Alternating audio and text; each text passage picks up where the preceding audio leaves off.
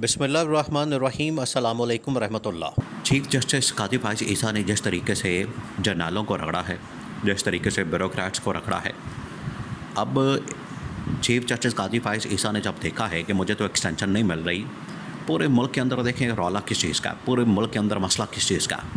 एक तो हर बंदे को यहाँ पर एक्सटेंशन की पड़ी हुई है, हर बंदे को। आप छोटे से छोटा क्लर्क देख लेंगे, क्लर्क से लेकर ऊपर जनरल तक और चीफ जस्टिस तक और वज़ीर आज़म तक। आजकल शहबाज शरीफ है, उसको भी एक्सटेंशन की पड़ी होती है। ये एक्सटेंशन ही शहबाज शरीफ इस वक्त एक्सटेंशन के ऊपर है। ये कोई आवाम की हिमायत से, सपोर्ट से, वोट से थोड़ी आया है। पिछले 2.5 साल से जो हुकूमत चल रही है, ये उसकी एक्सटेंशन है। पहले PDM की हुकूमत बनी, उसके बाद एक्सटेंशन एक मिली, निगरान हुकूमत बनी, अनवारुल्लाह काकर फार्मूला अप्लाई किया गया टेक्नोक्रेट्स का और कहा गया मुल्क के अंदर सबस बाग दिखाए गए, मुल्क के अंदर बड़ा कौम को इस बारे में बताया गया। वो निगरान सेटअप आ गया, टेक्नोक्रेट्स आ गए, पढ़े लिखे लोग आ गए, माहिरीन आ गए और मुल्क की तकदीर बदलने वाली है रातों रात। और टेक्नोक्रेट का सेटअप 6 से 8 महीने गैर आइनी गैर कानूनी तौर पर बैठा रहा, मुल्क का उल्टा बड़ा गर्क करके चला गया, सत्यानाश करके चला गया। फिर ये उसको एक्सटेंशन मिली है शहबाज शरीफ को। शहबाज शरीफ को एक्सटेंशन मिली है। ये एक्सटेंशन का असल में जो कारोबार, ये एक्सटेंशन के असल में जो सौदागर हैं, एक्सटेंशन का जो कारोबार करने वाले हैं, एक्सटेंशन के जो व्यापार हैं, वो हैं ये शरीफ ख़ानदान वाले और नवाज़ शरीफ। ये नवाज़ शरीफ ने असल में गंद डाला हुआ है मुल्क के अंदर एक्सटेंशन का। 1990 से 1985 से जब से ये सियासत के अंदर आया है, इसी ने कभी छांगा मांगा की सियासत, कभी एक्सटेंशन की सियासत, कभी ओहदों की सियासत, कभी गाड़ियों की सियासत, कभी लोटों की सियासत, कभी लोटा क्रेसी की सियासत। ये नवाज़ शरीफ ने जो पाकिस्तान के अंदर आज आपको गंदा नज़र आता है, कभी IPPs लगा देना, कभी मुल्क के अंदर लूट मार, कभी मुल्क के अंदर चोरियाँ, डकैतियाँ, स्कैंडल, टीटियाँ, मनी लॉन्ड्रिंग। भाई आवाम को कहते हैं ये शरीफ ख़ानदान वाले, आप बैंकिंग चैनल से पैसा भेजें पाकिस्तान के अंदर। जितना बाहर ओवरसीज़ पाकिस्तानी है, वो चाहे अमेरिका में है, इंग्लैंड में है या अरब ममालिक के अंदर मौजूद है, तमाम लोगों को ये शरीफ ख़ानदान को तो वैसे ये बात करनी नहीं चाहिए। इनको तो ये बात ज़ेब भी नहीं देती, इनके शायान शान ही नहीं है बात। और ये बात करके इनको शर्म आनी चाहिए कि पाकिस्तानियों को कहते हैं कि आप बैंक के थ्रू पैसा भेजें। बाहर से जितना रेमिटेंस आता है, वो जो अपना पैसा भेजते हैं लोग बाहर से अपने घर वालों को पाकिस्तान में, इनको कहते हैं कि आप बैंक के थ्रू भेजें प्रॉपर चैनल से। और ख़ुद क्या करते हैं टीटियाँ, ख़ुद क्या करते हैं मनी लॉन्ड्रिंग, ख़ुद क्या करते हैं लंदन के फ्लैट्स, इधर से पैसे उधर, उधर से इधर ट्रांसफ़र हो रहे हैं, मनी लॉन्ड्रिंग हो रही है, दबा के हो रही है, पैसे की स्मगलिंग हो रही है। ख़ुद ये हरकतें और इनकी अपनी करतूतें ये हैं, और आवाम को कहते हैं कि आप प्रॉपर चैनल से चलें। ख़ुद टैक्सों की चोरी और टैक्सों की चोरी की भरमार है, आवाम को कहते हैं टैक्स दें। खुद बाहर लंदन के फ़्लैट्स हैं, उनका हिसाब नहीं देना, दुबई के अंदर फ़्लैट्स हैं, उनका हिसाब नहीं देना। आवाम को कहते हैं कि 1 रुपया भी आपने ख़र्च किया, आपने सुई भी ख़रीदी है तो उसका भी हिसाब दें। आप अंदाज़ा करें इनकी मुनाफ़क़त का, इनकी मुनाफ़क़ाना सियासत का, और इनकी 2 नंबरी का, इनकी चोर बाज़ारी का, इनके लुटमारे का, इनके हलवे मांडे का। ये मुल्क ऐसे ही नहीं तबाही और बर्बादी के दहाने पर पहुंचा। जब इस तरह के हुक्मरान ऊपर चोर डाकू बैठ जाएंगे तो मुल्क का फिर यही पट्टा बैठ जाएगा।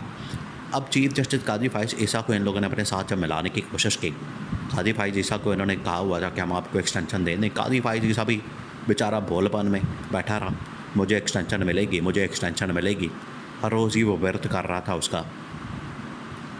अब टोटल 2 महीने रह गए, एक्सटेंशन का कोई प्रोग्राम नज़र ही नहीं आ रहा, क्योंकि ना इनके पास तरमीम की वो नंबर मौजूद है, तरमीम का जो तरमीम आइन के अंदर तरमीम करने के लिए जो नंबर चाहिए, नंबर गेम पार्लियामेंट के अंदर, कौमी असम्बली के अंदर, वो इनके पास है ही नहीं, हुकूमत के पास, शहबाज शरीफ के पास। वो कैसे करेंगे?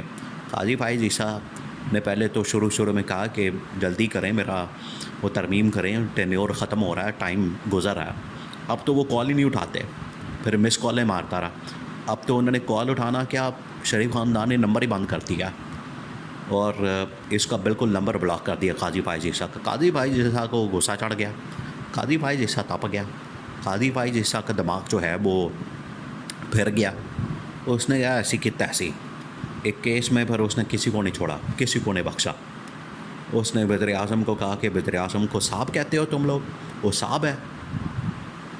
इस तरह की शक्लें साहब वाली होती हैं।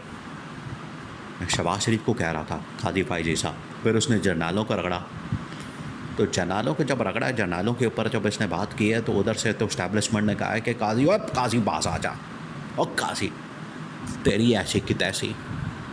ये इसने जब अपनी हाथ से बाहर निकल कर, एक तो लाने वाले इनको ये इस्टेब्लिशमेंट के लोग और हुकूमत वक्त इतना चलाने वाले आज आके ये इस्टेब्लिशमेंट को पड़ जाएं।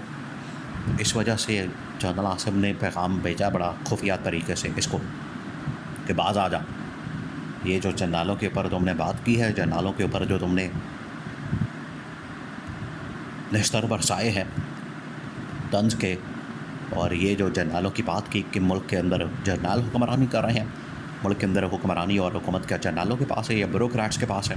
असल में एक केस लगा हुआ था इस्लामाबाद में मारगला हिल्स के ऊपर नेशनल पार्क के मतलब, उसके अंदर फिर ये कादी फाइज ईसा पड़ गया। क्योंकि कादी फाइज ईसा को वो जो पीर है उसका, TLP वालों का पीर ज़हीरुल हसन शाह, उसने जब कादी फाइज ईसा के सर की कीमत लगा दी 1 करोड़ या पता नहीं 5 करोड़, तो उसके ऊपर जो है वो हुकूमत वक्त कादी फाइज ईसा के लिए मैदान में आई नहीं, और पीर ज़हीरुल हसन शाह को गिरफ़्तार नहीं कर सके। आप इनके अंदाज़ा करें उसकी कादी फाइज ईसा को कितनी अहमियत देते हैं। कादी को उसी वक्त ही पता चल गया मेरे मुतालिक एक शख्स इस तरह की बातें कर रहा है, मेरे वो सर की कीमत लगा रहा है, और हुकूमत वक्त सोई हुई है, उस बंदे को गिरफ़्तार भी नहीं कर पा रही। काजी इसलिए काजी पाड़ गया, और उसने पहला जो हमला किया इस्टेब्लिशमेंट के ऊपर, इस्टेब्लिशमेंट ने फिर उसको जवाब दिया कि अब तुम्हारी छोटी जो है वो पत्थर पे लकीर हो गई है, अब तुम्हारी छोटी करा के ही दम लेना है। छोटी करा के इसको घर भेज के, और कादी फाइज ईसा के भी बड़े फ्लैट्स हैं कौन से मुल्कों के अंदर, बेल्जियम के अंदर, फ्रांस के अंदर, स्विट्ज़रलैंड के अंदर। जब ये इमरान खान के दौर में खुले थे और रेफरेंस भेजा था, बाद में इसने बड़ा आइन और कानून की बालादस्ती हुक्मरानी और सिविल हुक्मरानी का बड़ा अलम बुलंद कर दिया था। लेकिन बाद में जब कच्चा छट्टा खुला तो अब बिल्कुल लम्बे पड़ गया जब एक्सटेंशन की लालच दी गई। लेकिन आज इसको 2 टोक अंदाज में इस्टेब्लिशमेंट की जानब से पैगाम मिल गया है कि बाज़ आ जाओ इस तरफ। बिल्कुल तुमने नहीं देखना, अगर देखने की हिम्मत करोगे, अगर देखोगे तो उसके बाद तुम्हारे पास वैसे ही 2 महीने का टेन्योर रह गया, चुप करके गुजारा कर लो, वरना फिर भुगतोगे।